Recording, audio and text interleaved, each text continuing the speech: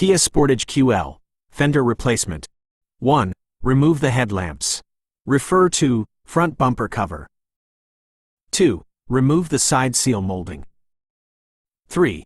Remove the front wheel guard. 4. Using a remover, remove the Delta garnish, A. 5. Separate the hood weather strip, A. 6. Remove the fender side cover, A, after loosening the mounting clips. 7. After loosening the mounting screws, bolts, and nut, remove the fender assembly, A. 8. Install in the reverse order of removal. Replace any damaged clips. I hope this information is helpful. Please let me know if you have any other questions.